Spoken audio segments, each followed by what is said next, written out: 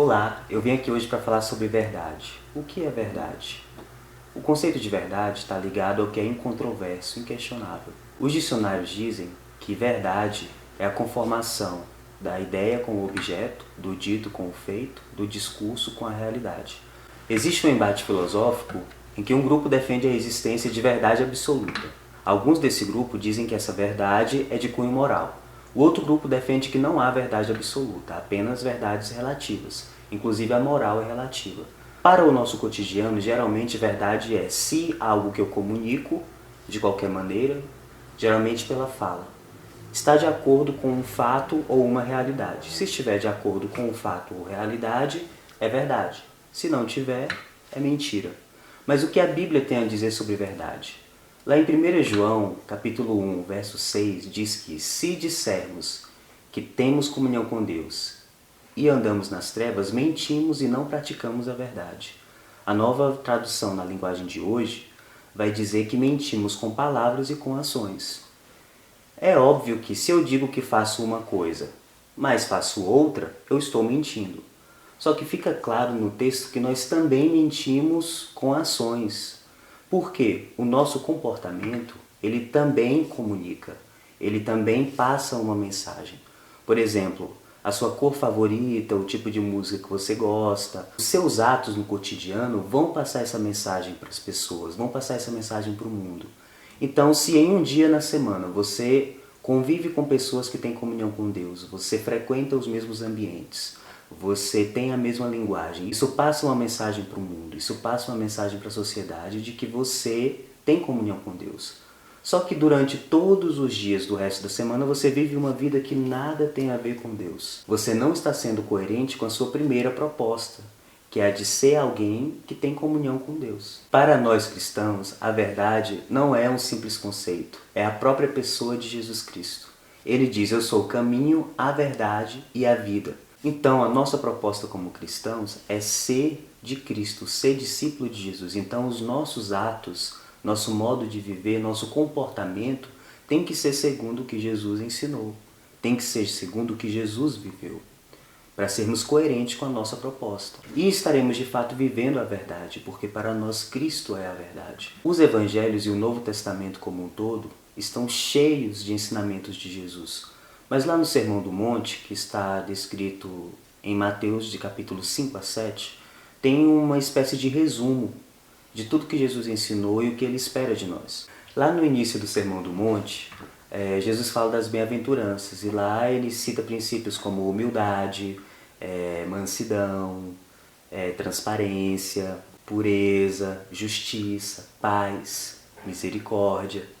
A ideia aqui não é expor detalhadamente o que significa cada versículo, mas uma explanação muito básica dos princípios. Por exemplo, ele diz: bem-aventurados humildes de espírito, pois deles é o reino dos céus. Uma pessoa humilde é uma pessoa que tem um senso de realidade apurado. Ela é consciente das suas próprias limitações. Ela é consciente de que ela não é autossuficiente em si mesma, que ela não é perfeita, que ela precisa dos outros, que ela precisa do ambiente, que ela precisa de Deus. O espiritualmente humilde, ele vai além, ele reconhece a sua carência espiritual. Ele sabe que ele é falho. Então, por si só, ele não consegue chegar a Deus. Ele não consegue satisfazer o padrão de Deus. Ele precisa de um salvador, de um mediador, de alguém para levá-lo até Deus, de alguém para trazer a sua vida de volta para o eixo. Ele precisa de um salvador, ele precisa de Cristo. Dele é o reino dos céus. E esse reino tem um rei que não é ele, é Cristo. E ele se submete a esse rei e rende a esse rei a sua vontade. O texto continua dizendo: bem-aventurados que choram, aqueles que sofrem em um mundo mau, cruel, um mundo regido pelo pecado, um mundo que falha em glorificar a Deus. Mesmo assim, eles permanecem sensíveis e choram pelo sofrimento, choram pela maldade que há no mundo, choram pela perversidade do perverso e porque o perverso é mau. Só que eles vão além disso. Esses que Jesus fala, eles choram também pelo seu próprio pecado. Eles sabem quão danoso é para si mesmo e para a criação o seu pecado. Eles sabem que eles mesmos falham com Deus. E por isso eles choram. Bem-aventurados mansos, pois eles herdarão a terra.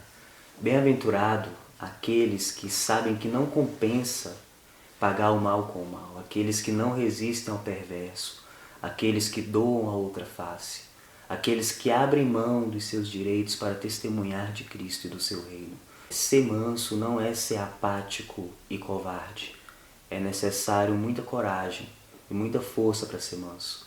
Porque é muito mais fácil você revidar uma agressão injusta com violência do que você se conter e orar por essa pessoa e, no que depender de você, você contribuir para que todo o bem possível aconteça a essa pessoa. Isso é mais difícil e isso é ser manso. Bem-aventurado os puros de coração, pois eles verão a Deus. Aqueles que têm o seu coração purificado por Cristo, pela obra redentora de Cristo, têm seus olhos abertos para aquilo que Deus é, para aquilo que Ele quer e para o seu reino. Bem-aventurado aqueles que têm fome e sede de justiça, pois serão fartos. Aqueles que olham para um mundo injusto e não desistem. Eles continuam querendo justiça, eles não se vendem, eles não sucumbem. Eles continuam esperando na justiça. Não numa justiça humana, uma justiça vingativa, pessoal, mas esperam em Deus, a fonte de toda a justiça. Bem-aventurados pacificadores, aqueles que buscam a paz em seus relacionamentos e não só isso.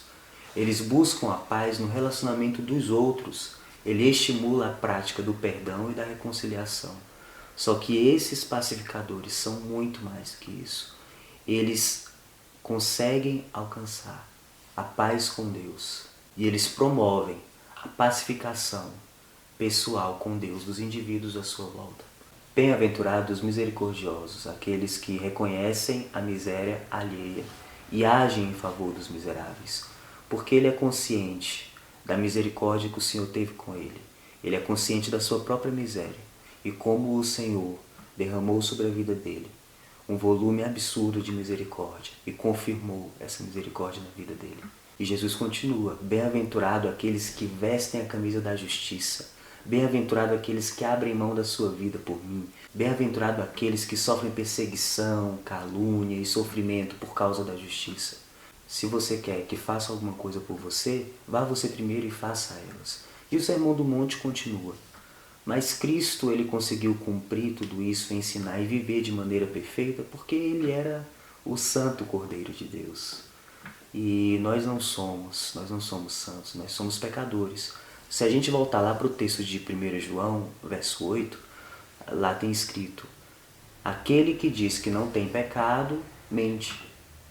Então nós somos pecadores. Mas o texto continua: se confessarmos os nossos pecados, Deus é fiel e justo para nos perdoar os pecados e purificar de toda injustiça.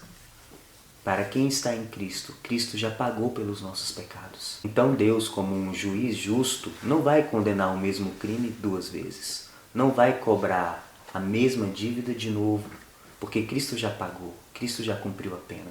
Então, aquele que está em Cristo, aquele que recebe e aceita o senhorio de Cristo sobre a sua vida, que submete a sua vontade à dele, já tem seus pecados perdoados, porque Cristo já sofreu essa pena. Então Deus não perdoa não só porque Ele é bom e misericordioso, mas porque Ele é justo. E se Cristo pagou a pena, ela já foi paga. E Jesus diz lá, no Evangelho de João, capítulo 16, versos 13, que Ele mandaria o Espírito da verdade, que faria os discípulos lembrarem de tudo que Ele ensinou. E esse Espírito traria poder para eles viverem segundo Jesus e testemunhassem de Jesus.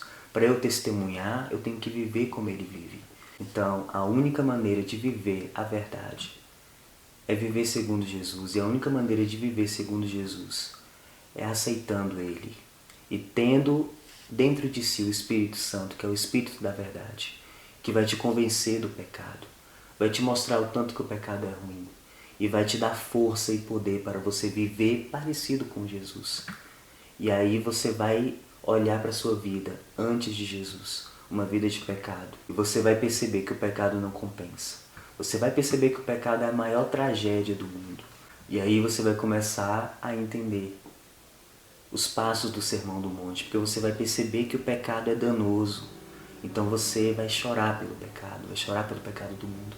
você vai ver que de você mesmo você não consegue alcançar a perfeição. Você precisa de Cristo, precisa de um Salvador. Você vai entender que mansidão, justiça, pacificação, misericórdia faz parte da vida do cristão. E o Sermão do Monte vai fazer muito mais sentido para você. Então, eu te convido a fazer parte da turma da verdade. Venha conhecer Jesus. Venha viver com Jesus. Deixe a sua vida de mentira, porque Jesus é a verdade. E aí, quando você estiver vivendo os passos do Sermão do Monte, com o auxílio do Espírito Santo e confiança em Jesus, você vai ver. Isso que está escrito é verdade. Você vai experimentar isso. E você vai dizer, isso é verdade. Eu vivo a verdade, de verdade. Se você tiver alguma dúvida e quiser me mandar uma mensagem, pode me procurar no Facebook ou me mandar um e-mail. Aqui vai ter o link para o meu vídeo anterior que fala sobre necessidade. E a ideia é continuar a sequência. Eu desejo que Deus te abençoe.